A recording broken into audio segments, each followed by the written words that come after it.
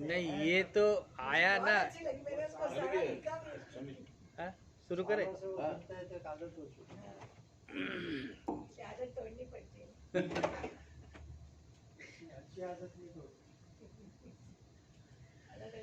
शिव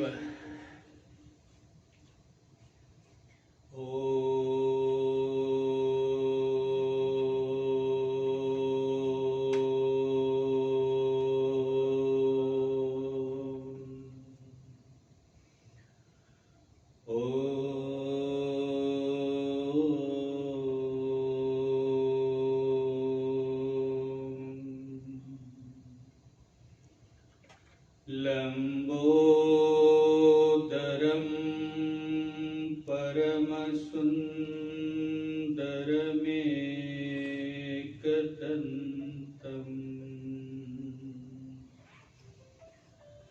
रक्तांबरं त्रिनयनं परमं पवित्रम्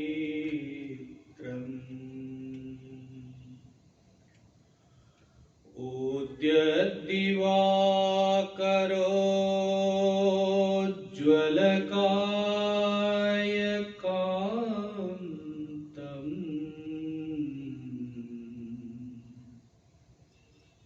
विघ्नेश्वरं सकलविघ्नहरं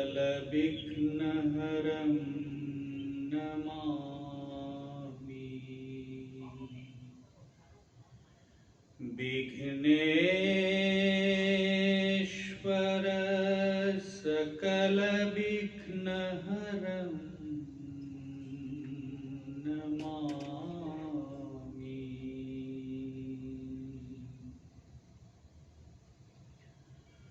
ॐ नमः शिवाय शान्ताय कारणत्रयहेतवे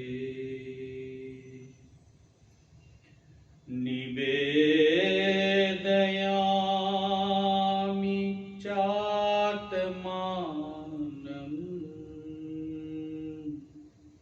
त्वं गति परमेश्वर।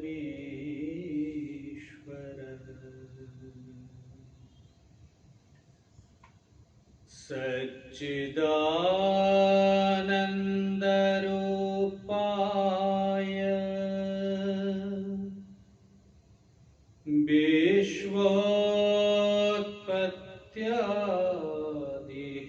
विश्वोत्पत्त्यादिहेतवे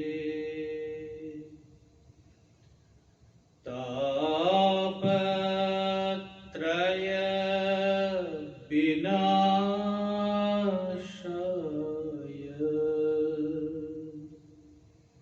श्री कृष्णाय वयं नुमः। ॐ श्रुतिस्मृतिपुराणानाम्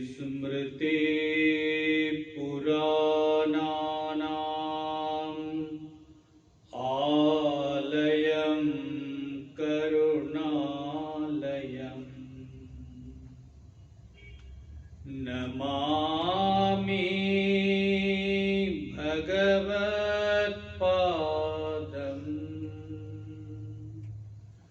शङ्करं लोकशङ्करम्।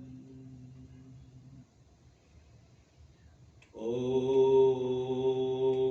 पूर्णमदः पूर्णमिदं पूर्णात् पूर्णमुदच्यते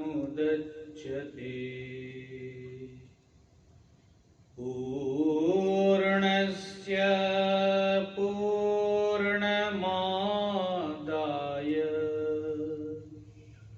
पूर्णमेवावशिष्यते।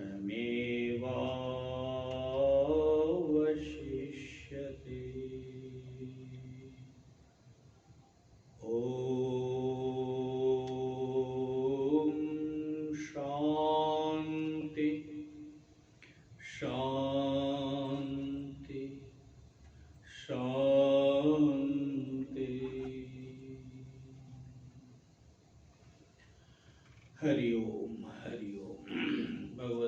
भक्तजन शुक्ल यजुर्वेद कांडव शाखा के अंतर्गत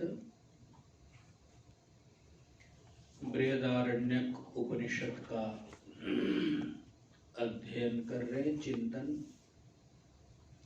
प्रथम मंत्र के कुछ अर्थ हम लोगों ने चिंतन किया। आज संबंध भाष्य का प्रारंभ करेंगे। पहले प्रथम मंत्र का उच्चारण और जितना हिस्सा अर्थ बाकी है चिंतन करते हैं। मंत्र का उच्चारण। ओम उषावा अश्वस्य मेध्यस्य शिरः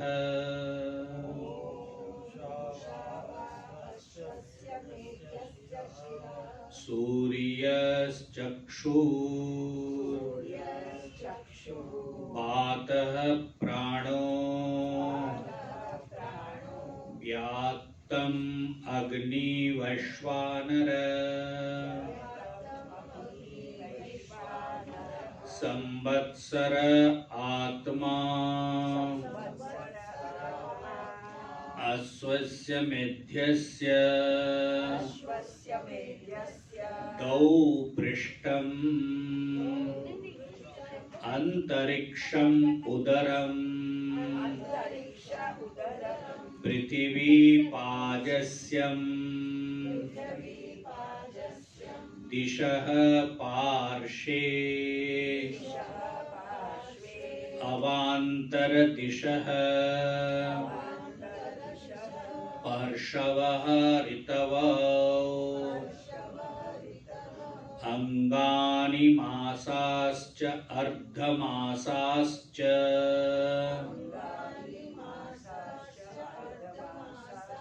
पर्वाणि अहोरात्राणि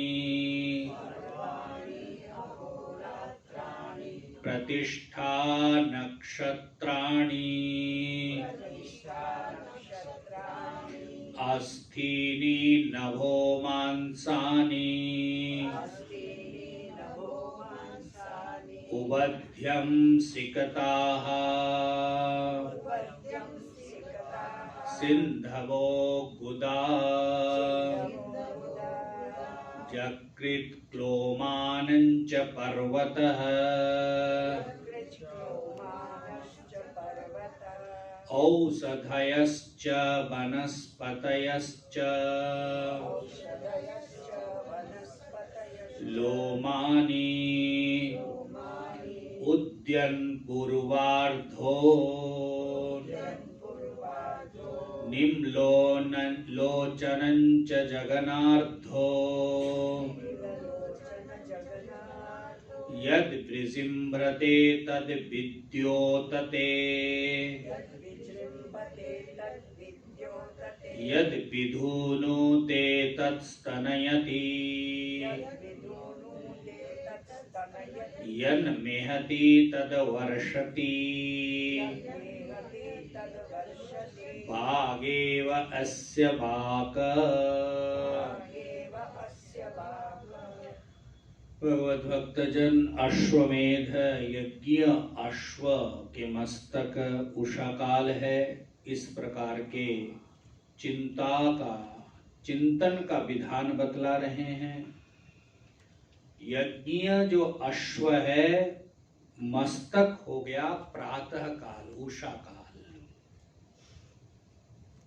चक्षु सूर्य है, प्राण वायु है, और बुद्धृतम मुख विवरम, ये जो अश्व मुंह फैलाता है वो वैश्वानर नामक अग्नि है।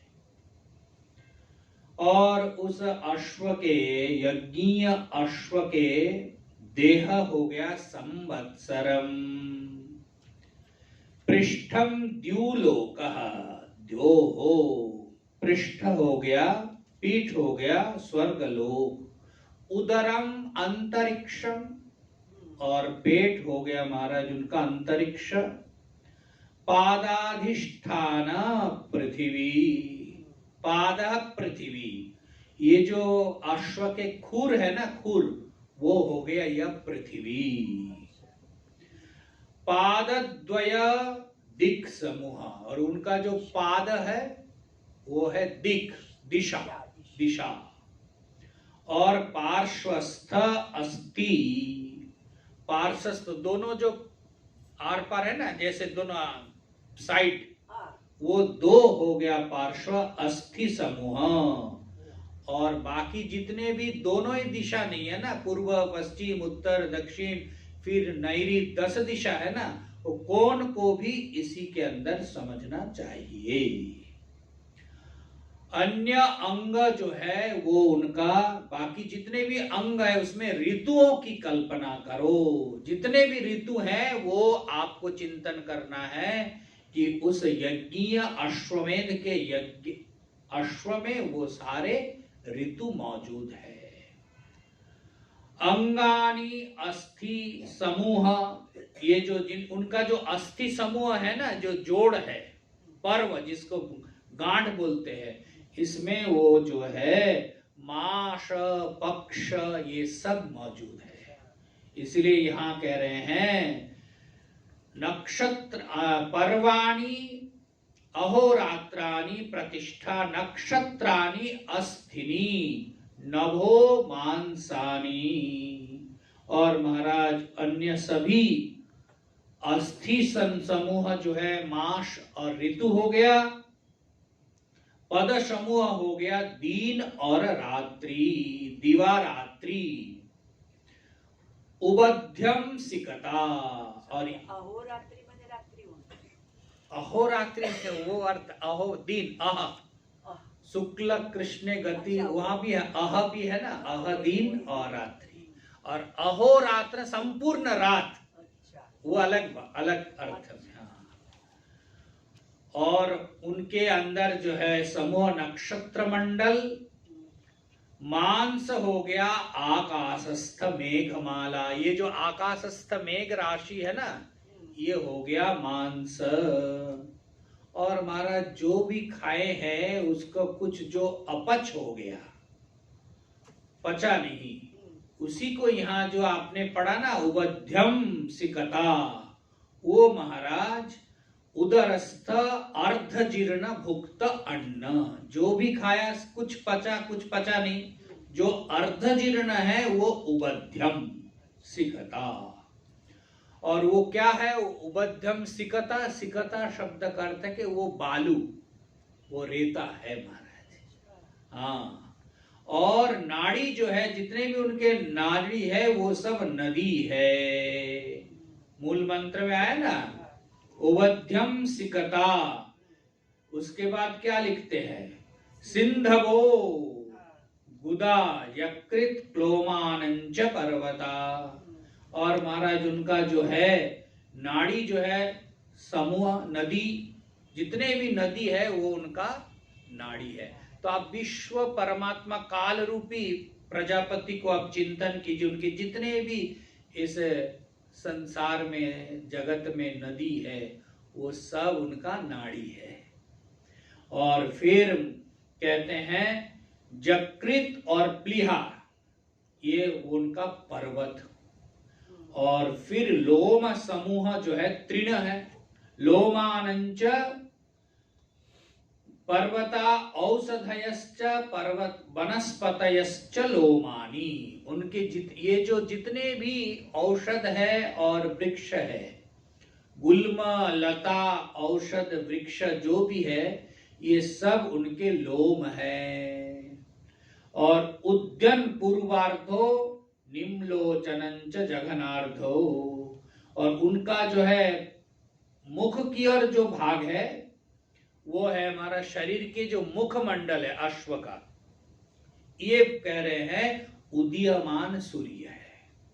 ठीक है। और जो पश्चिम है, आप देखो पूरे विश्व को आप चिंतन का, पूर्व दिशा से आदित्य भगवान का उदय है, वो उनका मुखमंडल है। और अंत तक जाकर के कहां जाकर के, हाँ, पश्चिम में वो हो गया पश्चादार्ध। इसीलिए यहां लिखते हैं निम्लोचनंच जघनार्थ, वो महाराज उनका जघनार्थ है। तो उदीयमान सूर्य हो गया कौन सा? सन्मुख भाग, सामने वाला हिस्सा, और पश्चात भाग हो गया अस्तगामी आदित्य। और फिर कहते हैं वो अश्व, जब जैसे आप लोगों ने देखा होगा केदार बद्री के यात्रा के समय कुछ भी शरीर में पड़े तो वो ऐसे ऐसे हिला करके उसको फेंक, कंपना, तो उसी को यहाँ कहते हैं ब्रिजिम्भण। तो ये जो ब्रिजिम्भण करते हैं महाराज, वो उनका जम्हाई है। ठीक है, अब उस यज्ञीय अश्व जब ब्रिजिम्भण करते हैं वो उनका जम्हाई है। और फिर कहते हैं, और मेघ हो गया उनका विद्युतम, और वो जो जम्हाई ले रहे हैं ना वो उनका मेघ है, विद्युत है। जैसे विद्युत कड़कता है या चमकता है, वो उनका एक बार जम्हाई लेना है। और फिर अश्व का जो मूत्र त्याग है वही उनका वर्षण है, बारी वर्षण बोल रहे हैं। ठीक है, तो ये देखिए, ब्रिजिम्भते तद विद्योतते यद विधुनुते तत्स्तनयति, जो उनका जो मूत्र त्याग है वही ये बरसात है, बारिश है, जलराशि। और अश्व जो भी शब्द करते हैं, आवाज हिन हिन आना, अश्व की आवाज हिन हिन आता है ना, तो वो उनका ये मेघ गर्जन है। तो ये भगवत भक्तजन चिंतन है। आप देखिए संबंध भाष्य को थोड़ा चिंतन कीजिए। भगवान भाष्यकार क्यों कहते हैं कि ये जो भाष्य है पहले दिन के महापुरुषों के मुखार वृंद से आप लोगों ने श्रवण किया, याद है कि नहीं? पूज्य गुरु जी बता रहे थे कि भगवत्पाद आचार्य शंकर के प्रथम भाष्य ये है। जितने भी भाष्य है उसमें बृहदारण्यक भाष्य प्रथम भाष्य, मतलब ये पूरे भाष्य। तो ये जो भाष्य इसीलिए स्वयं कह रहे हैं स्वल्प और गंभीर रूप से। स्वल्प क्या है तो अब देखिए उसका हम प्रारंभ करते हैं। देखिए भाष्य का संबंध, भाष्य में पहले ही भगवत पाद मंगलाचरण करते हैं। ओम नमो ब्रह्मादिभ्यो ब्रह्म विद्या संप्रदाय कर्तृभ्यो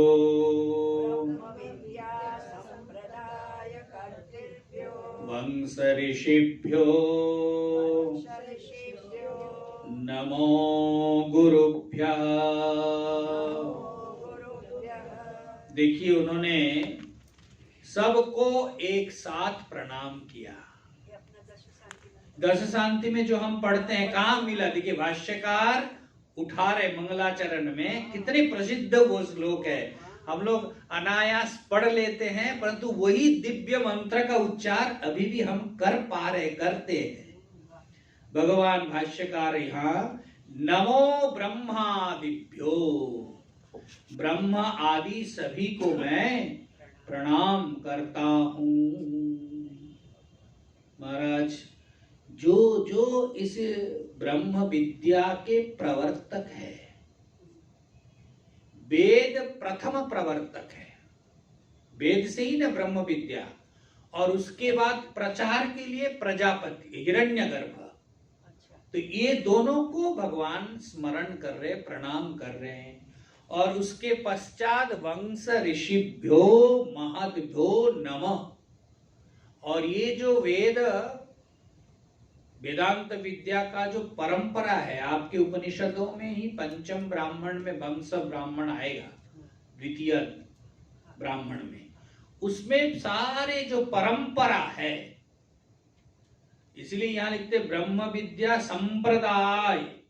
ऐसा नहीं कि कोई अपने मन से गणंत बात को बता दिया और आप उसको पढ़ नहीं। ये जो सिलसिला है वंश परंपरा से हमें मिला, ये वंश परंपरा को नमन कर रहे। देखिए श्रद्धा अथवा नमन किन को कर रहे हैं, ऐसा नहीं। हमें जो मिला वो वेद विद्या का प्रथम दृष्टा या तो आविष्कर्ता बोलिए वेद है, और वो वेद को प्रचार के रूप में हिरण्यगर्भ को हमने नमन किया, और हम तक पहुंचाया कौन? ये ऋषि परंपरा, वंश परंपरा, सबको उन्होंने याद किया। इसलिए यहां लिखते हैं नमो ब्रह्मादिभ्यो, ब्रह्मादि आदि शब्द के द्वारा प्रजापति आदि को लेना, ब्रह्म विद्या संप्रदाय, कहते ना आप किस संप्रदाय के हैं महाराज, संप्रदाय के बिना कोई मान्यता नहीं है। तो भाई आप कौन सा संप्रदाय में हैं? हमें ये ब्रह्म विद्या संप्रदाय से ही ये मिली है। संप्रदाय कर्तृभ्यो, संप्रदाय के जो कर्तृ, वंश ऋषिभ्यो, वो जो ऋषि वंश है सबको हमने प्रणाम करते हैं। नमो गुरुभ्यः, और अंत में ऋषियों के वंश परंपराओं को नमन किया और बाद में कहते हैं हम अपने गुरुदेव को भी नमन करता हूं। गुरुभ्यो। भगवत भक्तजन ऋषि वंशों के उद्देश्य में प्रणाम, और साथ साथ जो इस विद्या को शिक्षा दिया वो शिक्षा दाता गुरुभ्यः, गुरु को भी मैं नमन करता हूं। अब देखिए भाष्यकार क्या लिख रहे हैं। उषावा अश्वस्य इत्येवम् आद्या वाजसनेयी ब्राह्मणोपनिषत्। उषावा अश्वस्य, ये जो मूल मंत्र में ही है, तो उसको उद्धरण उठा करके कह रहे इत्येवम् आद्य, ये जो प्रारंभ किया जा रहा है उसको उन्होंने कहा वाजसनेयी ब्राह्मणोपनिषद। देखिए बृहदारण्यक उपनिषद आप लोगों ने सुना, इसको वाजसनी उपनिषद भी कहा जाता है। हाँ, वाजसनीय नहीं, वाजसनीय सूर्य के द्वारा प्राप्त हुआ था ऋषि याज्ञवल्क्य को, इसीलिए इसको वाजसनेयी उपनिषद भी कहा जाता है। तो नहीं, ईशावास्य उपनिषद के उसमें उन्होंने डिटेल्स लिखा, एक ही इसमें है, तो इसलिए वाजसनेयी मतलब जो याज्ञवल्क्य ऋषि ने आदित्य से मिला था, तो इसीलिए इसको वाजसनेयी शब्द के द्वारा कह रहे। क्यों कहा? वो तो ऋषि थे वाजसनेयी, जिन्होंने बाजम अन्नम करके वहां वर्णन किया ना सारे, हाँ उसको याद आते, लेकिन यहाँ उसको ध्यान रखना है कि याज्ञवल्क्य ऋषि को आदित्य से, सूर्य भगवान से मिला था, इसलिए इसका नाम रखा वाजसनेयी। दोनों को भगवत पाद याद कर रहे, केवल बृहदारण्यक उपनिषद इतने नाम से नहीं, इसको वाजसनेयी। इससे यह भी हुआ कि वो परंपरा भी चली आ रही है वहां तक। उपनिषद तस्या इयम् अल्पग्रंथा, सब लोग भाई ध्यान से, हम भाष्य का भी थोड़ा थोड़ा उच्चारण कराएंगे, आपको चलना है। तस्या इयम् अल्पग्रंथा वृत्तिर आरभ्यते संसार व्यभिवृत्सुभ्यः संसार हेतु निवृत्ति साधन ब्रह्मात्मैकत्व विद्या प्रतिपत्तये। हाँ, यहाँ आकर के भगवान भाष्यकार कह रहे हैं तस्या, यह जो बृहदारण्यक उपनिषद है, यह जो वाजसनेयी उपनिषद है, अल्पयम अल्प ग्रंथा, ये महाराज स्वल्प ग्रंथ को मैं आरंभ कर रहा हूं। यहाँ टीकाकार आदि खूब इसमें लिखते हैं कि स्वल्प ग्रंथा, भगवान भाष्यकार ने तो स्वल्प ही लिखा होगा उनकी दृष्टि से, परंतु अर्थाच अर्थ इनका बड़ा गंभीर है। आरभ्यते, देखिए कोई भी ग्रंथ शुरू हो, आप क्यों अध्ययन कर रहे हैं?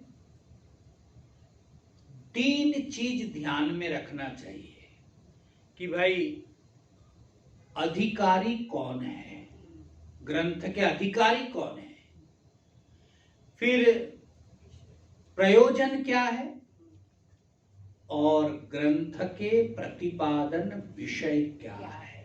तीन चीज अगर ना हो तो संभव नहीं है। क्या क्या है? अधिकारी, विषय और प्रयोजन। तो तीन चीज आपको पहले इस लाइन में भगवान भाष्यकार बतला रहे। इतना ध्यान देना चाहिए कि हम अधिकारी है, सीधी सीधी बात है। तो इसीलिए कहते हैं कि वृत्तिर आरभ्यते, ये जो ग्रंथ हमने आरंभ किया, क्यों किया? संसार व्याविवृत्सु, महाराज जिनके चित्त में संसार को त्याग करने की इच्छा हो। अध्ययन कौन करेगा उपनिषद के?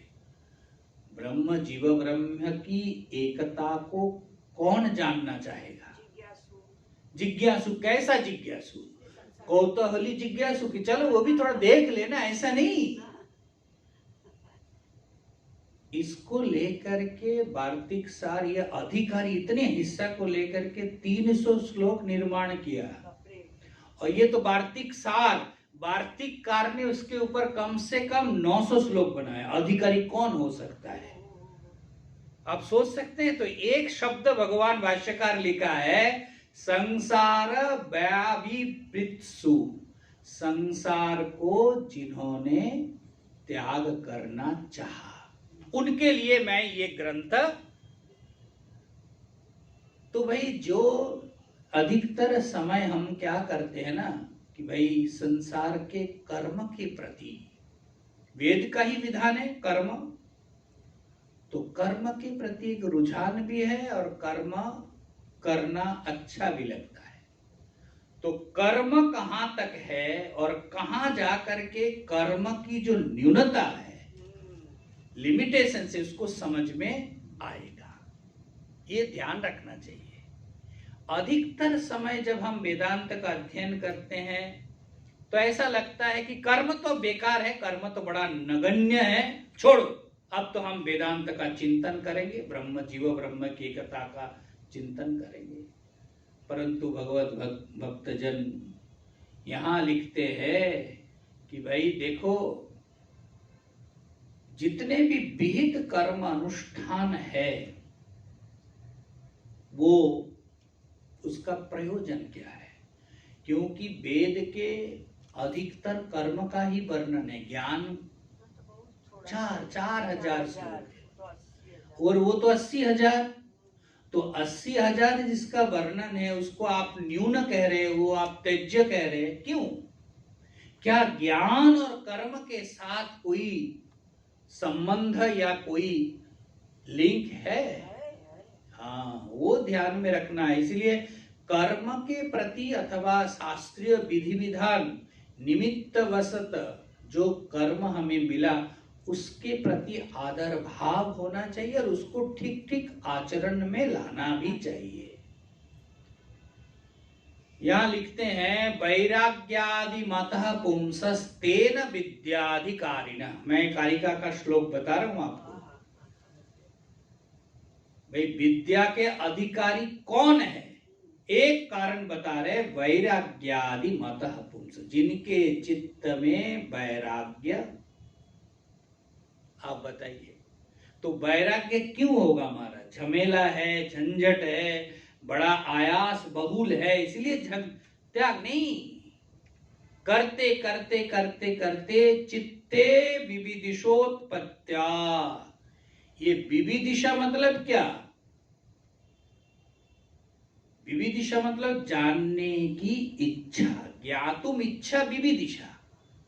तो ये इच्छा का उदय कब होगा महाराज? हमारे अंदर ब्रह्म जीव ब्रह्म की ऐक्य परमात्मा को पाने की इच्छा कब जागृत होगा? जब चित्त शुद्ध। और वो चित्त शुद्धि कैसे मिल सकती है? बस कर्म के द्वारा। इसलिए यहां लिखते हैं, चित्ते विविदिशोत्पत्त्यो रागादेर्वा विनाशिने, चित्त में जो राग द्वेष है ये जब विनाश प्राप्त होगा, खत्म होगा, पसंद नापसंद, ये अनुकूल और प्रतिकूल, लाइक और डिसलाइक, ये जब चित्त से बिल्कुल महाराज दूर हो जाएगा, तब जाकर के समझना चाहिए कि चित्त में विविदिशा उत्पन्न होने वाला है, राग और द्वेष, राग द्वेष। तो यही तो चित्त दोष है। कर्म अपक्षीयते न्यासे ज्ञान काले न गच्छति। इसीलिए महाराज कर्म के सिलसिला अथवा कर्म कहां तक है ध्यान में रखना चाहिए। भगवान श्री कृष्ण भी भगवत गीता जी में बताया, आरुरुक्षोर मुनेर योगम कर्म कारणमुच्यते, योगारूढ़स्य तस्यैव श्रमः कारणमुच्यते। जो आरुरुक्ष योगी है उनके लिए तो महाराज कर्म बहुत आवश्यक है। क्यों? क्योंकि कर्म के द्वारा ही वो चित्त को शुद्ध करेगा, पवित्र करेगा। इसलिए यहाँ टीकाकार आदि इतना इसमें व्याख्यान किए हैं कि भाई नित्य निरंतर जो तिथि है, निमित्त है, नित्य कर्म है, जब भी कोई मौका आए जरूर उसको करो। क्यों? क्योंकि तीव्र इच्छा का उदय होने के लिए चित्त शुद्ध होना परम आवश्यक है। तो इसलिए महाराज वेदांत का अध्ययन कर रहे हैं, श्रवण मनन हो रहा है, ठीक है, लेकिन वो तीव्र इच्छा का अगर उदय करना है, जागृत करना है, तो भाई नित्य निरंतर जो नित्य कर्म है, शास्त्रीय कर्म है, और तिथि पर्व आदि में जो भी कर्म आते उसको जरूर रूप करो। इसलिए कई महापुरुषों के जीवन में हम देखते हैं कि उस दिन स्वामी जी भी बताए, परमेश्वरन जी महाराज, हम जो पूजा करते हैं भगवान का, उन्होंने दिया था कि भाई ये देखो तुम्हारा प्रातः काल ईश्वर के सन्निधि में ध्यान करो, जप करो, पूजा, थोड़ा पूजा को भी विधि को रखो, और अंत तक उनको शरीर शांत होने के 1 महीना पहले तक हमने देखा वो खुद करते थे। और खुद करते थे क्या, उनका क्योंकि उनके जो सेवक थे चित्त प्रकाश जी कहीं गए तो वो तो ले जाना, वो पूजा करके उनके पास ले जाते थे और वो मंत्र से अभिषेक करके बिल्वपत्र फूल देते थे। तो पूरे विधि वो ब्रह्मचारी जी अंत समय करते थे। अब वो चित्त प्रकाश जी को कहीं जाना था तो उनकी इच्छा है कि वो मैं लेके जाऊं, वो खुद लेके जाए, और मेरे मन में बड़ा इच्छा कि स्वामी जी के भगवान का थोड़ा सेवा करने का एक मौका मिल जाए। मैं कुछ बोला नहीं। तो आपके आश्रम में, हाँ, मैं हरिद्वार में अपने आश्रम जब उनके पास गया तो जिस दिन अंतिम पूजा, तो मैंने बोला आज मैं जाता हूँ आपके साथ। तो पूजा चित्त प्रकाश जी 9:30 बजे निकलेंगे, उनका 11 बजे फ्लाइट है दिन में। तो सुबह 4:45 बजे वो पूजा कंप्लीट करके उनके पास ले जाते थे। बाबा वहाँ तब तक स्नान उन करके 2:30-3 बजे उठ जाते थे ना। तो पूजा किया, देखा हमने, मैं बाहर ही खड़ा था। मैं को देखना था कि इस अवस्था में भी वही खड़े होकर के आवाहन से लेकर के, ऐसे नहीं कि बैठे हैं बिस्तर पे, आया पानी दिया, नहीं, रखो, फिर आकर के हाथ जोड़, जैसे कोई चेतन सत्ता के साथ उनका व्यवहार चल रहा है। तो ऐसे प्रार्थना किया और फिर पानी। तो जब हो गया तो घूम करके बिस्तर पे बैठे, मैं जाकर के प्रणाम किया। बोला अच्छा तुम आए हो? तो तब तक चित्त प्रकाश जी कहते, स्वामी जी इसको मैं ले जाता हूँ, पूजा तो हम करेंगे। तो स्वामी, क्यों, तुम क्यों ले जाओगे? ये अवधेश को देके जाओ। तो 5-6 दिन भगवत भक्त, हाँ, तो एक मौका मिला, एक अवसर दिया मुझे। तो उनका मैं देखता था कि सुवर्ण का राधा कृष्ण। अब देखिए कोई बोले फॉर्मलेस का, निर्गुण निराकार, वो सुवर्ण के राधा कृष्ण है, और क्रिस्टल का भगवान गणपति, हाँ, और फिर शिवलिंग एक और नारायण सालग्राम शिला। रोज उनका पूजन अभिषेक। तो फिर मेरे को बोला तुम इसका पूजा करना। आप बेचारा चित्त प्रकाश जी चुप हो गया, मैं तो आनंद से कूद लगा। मैंने बोला अभी दे दीजिए और बिल्कुल आपके हाथ में नहीं जाना चाहिए। तो मैं वहां से लिया और मैं आ गया। तो चित्त प्रकाश जी बोला देखो ये भी आकर के बोलेंगे ये भी तुम्हारे ऊपर कृपा, किसी को नहीं देते भैया। हमने बोले ये तो उनका अनुग्रह है। उस समय भी देखा। और वो जो मैंने एक दिन उनको पहले बहुत पहले पूछा था कि स्वामी जी अभी तो आपका स्थिति वैसे ही है, चिंतन करते हैं, उसी चिंतन में डूबे हुए हैं, तो अभी जरूरी है। कितने ऐसे हो गए। हाँ, तो बोला अरे सांस चल रहे हैं ना, दे रहे हैं ना। देखो उनकी दृष्टि में कह रहा हूं, हम लोगों को कुछ भी होता है तो हम एक्सक्यूज ढूंढ करके आप तो मन ही मन भगवान को याद कर ऐसे ही सोचते हैं, बोलते भी ऐसा है। वो चल नहीं पा रहे, मरण व्याधि से ग्रस्त है, और तब बोला अरे श्वास चल रहे हैं ना, दे रहे हैं ना, तो वो दे सकते तो मैं नहीं कर सकता हूं। देखो मैं कैसे कैसे महापुरुष ज्ञान देते हैं। बोले वो अगर श्वास दे सकते हैं तो मैं उनके लिए कर नहीं सकता हूं। तो ये देखिए इसलिए पूजा आदि जो भी है ना बहुत नगण्य ऐसा नहीं समझने, इसी के द्वारा चित्त शुद्ध होता है, पवित्र होता है। इसलिए यहां लिखते हैं कि भाई वैराग्य अगर चाहिए संसार से तो चित्त शुद्ध हुए बिना संभव नहीं है। और चित्त शुद्धि के लिए महाराज शास्त्रीय विधि कर्म ये जरूर करो। हाँ, करते करते समय एक ही प्रार्थना अगर हो, संसारी अगर प्रार्थना है कि मंग, तब तो अलग बात है। परंतु अगर हमारा ही चित्त परिष्कृत हो, चित्त में कितने राग द्वेष है वो मार्जित होना है।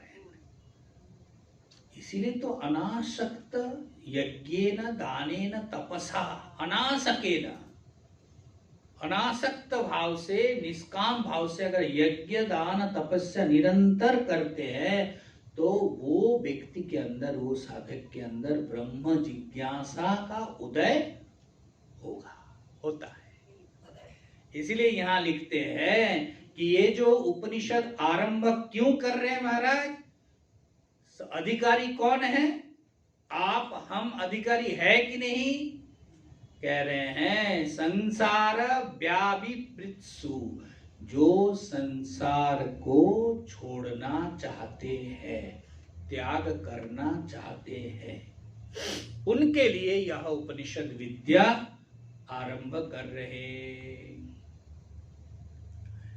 तो इसीलिए देखिए ग्रंथ का विषय प्रयोजन क्या हो गया, क्यों ये ग्रंथ को कौन पढ़ेगा, जिनके चित्त में वैराग्य हो, संसार को छोड़ने की इच्छा हो, वो है अधिकारी। अब संसार को छोड़ने की इच्छा हो, इच्छा तो है लेकिन कैसे मिले, संसार कैसे छूटे, तो बोल रहे विषय। विषय क्या है, कहते हैं भैया ये जो ग्रंथ के विषय है, संसार से मुक्ति कैसे होगी, जीव ब्रह्म की ऐक्य का ज्ञान हो तो। मुक्त होने की इच्छा एक अलग चीज है, और मुक्त कैसे होगा, जब ऐक्य का, जीव ब्रह्म की एकता का बोध होगा। तो पहले हमारे अंदर, आपके अंदर मुक्त होने की इच्छा हुई तो हमने अध्ययन शुरू किया। अब श्रवण मनन के द्वारा जब जीव ब्रह्म की एकता का निश्चय होगा तब जाकर के मुक्त आप होते हैं। इसलिए अधिकारी को ध्यान में रखना है। बृहदारण्यक उपनिषद का अध्ययन कर रहे हैं, ध्यान रखना है कि अधिकारी कौन है, जिनके चित्त में संसार को त्यागने की इच्छा हो। कैसे त्याग होगा, कहते जीव ब्रह्म की एकता, ये हो गया बृहदारण्यक उपनिषद के विषय। तो अधिकारी एक हो गया, विषय हो गया। अब महाराज प्रयोजन क्या है, प्रयोजन क्या, मुक्ति, मुक्ति मतलब सारे लिमिटेशन से मुक्त हो जाना, बिल्कुल कोई लिमिटेशन। तो देखो विषय क्या हो गया, जीव ब्रह्म की एकता, ध्यान रखना चाहिए। इसलिए अधिकारी, विषय, प्रयोजन, तीन चीज हर एक ग्रंथ में आपको मिलेगा।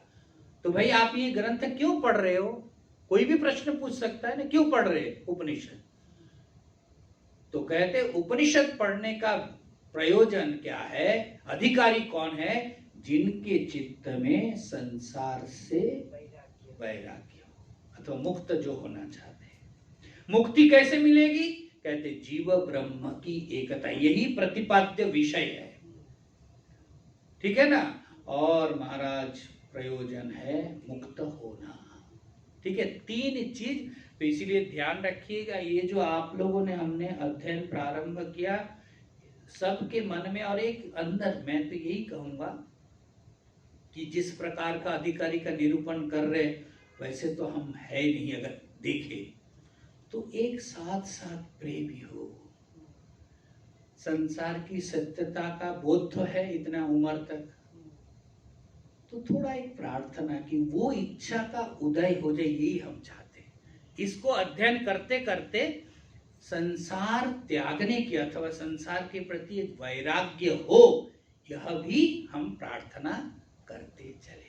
इसीलिए देखिए महाराज, और संसार चाहिए नहीं, और जन्म मृत्यु और इस जीवन को चाहिए नहीं, बोलने मात्र से तो महाराज कुछ भी होने वाला नहीं है। अगर सच्चे अर्थ में हृदय के परिणाम को, संसार के सत्यता को और संसार के लिमिटेशंस को हम समझ पाते हैं, अधूरापन को, और तब जाकर के उस अधूरापन को समझते हैं, तो उस संसार के प्रति एक तीव्र वैराग्य उत्पन्न होता है। वो तीव्र वैराग्य के लिए ये जो महाराज कर्म कांड, ये जो विधि निषेध जितने भी कर्म है, उसको नित्य निरंतर करना चाहिए, और तब जाकर के संसार से चित्त शुद्ध होकर के संसार से वैराग्य, और फिर वैराग्य का फल क्या होगा, तो मुक्ति कैसे मिले। तो इसीलिए देखिए प्रथम जो पंक्ति है, कितना इंपॉर्टेंट है कि यम अल्प ग्रंथ वृत्तिर आरभ्यते संसार व्याभिवृत्सु, इतना ये पद के अंदर जो है अंडरलाइन कर सकते हैं कि ये हो गया महाराज अधिकारी। कौन है, बृहदारण्यक उपनिषद किन के लिए है, जो संसार व्याभिवृत्सु, संसार को त्याग करना चाहते हैं, छोड़ना चाहते हैं। संसार का हेतु क्या है, संसार हेतु निवृत्ति साधन। भाई संसार को त्याग करना चाहते, इतने मात्र से ही संसार त्याग हो जाएगा? हम लोग भी तो चाहते हैं, कहते नहीं। ब्रह्मात्मैकत्व विज्ञान प्रतिपत्तये, ये हो गया। हाँ बस हमको वहां तक पहुंचना है।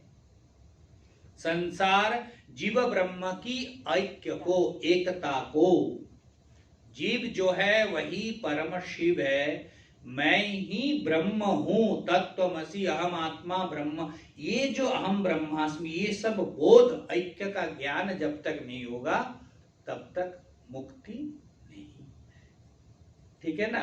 तो अधिकारी का भी निरूपण कर दिया, और महाराज प्रयोजन क्या है, जीव ब्रह्म की एकता, और विषय बता दिया, ठीक है ना। जीव ब्रह्म की ऐक्य, ये हो गया विषय।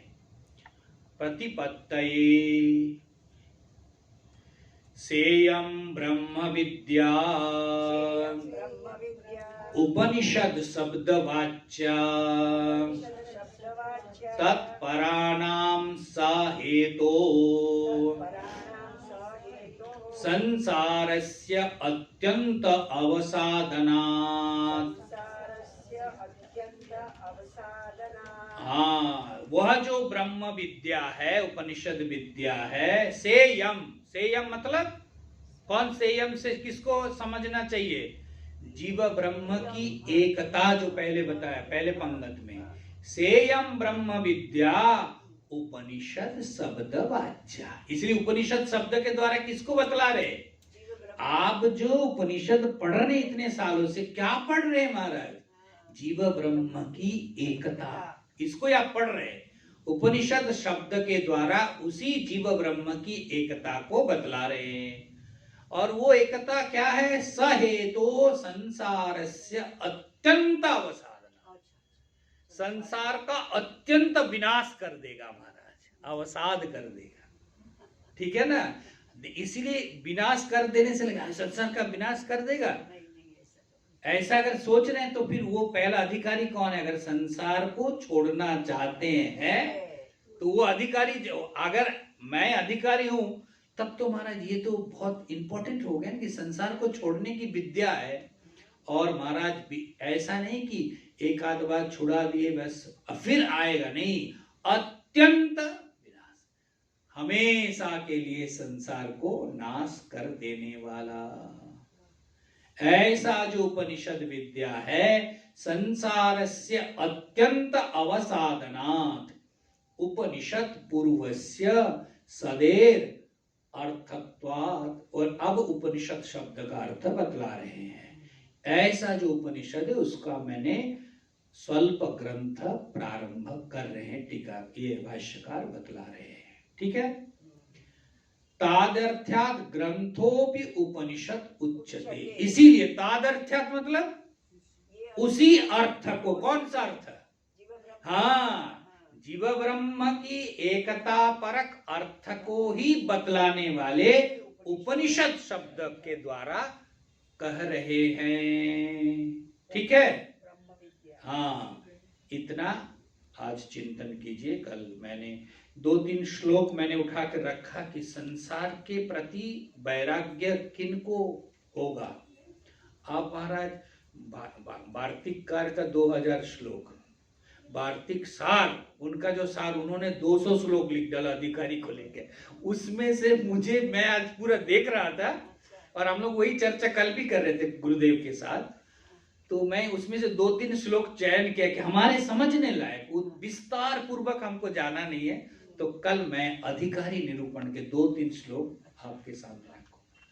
ओम पूर्णमदः पूर्णमिदं पूर्णात् पूर्णमुदच्यते पूर्णस्य पूर्णमादाय पूर्णमेवावशिष्यते। ओम शांति शांति शांति। शंकरं शंकराचार्यं केशवं बादरायणं सूत्रभाष्यकृतो वन्दे भगवन्तो पुनः। ईश्वरो गुरुरात्मेति मूर्तिभेद विभागिने व्योमवद्व्याप्तदेहाय दक्षिणामूर्तये नमः। ओम शांति शांति।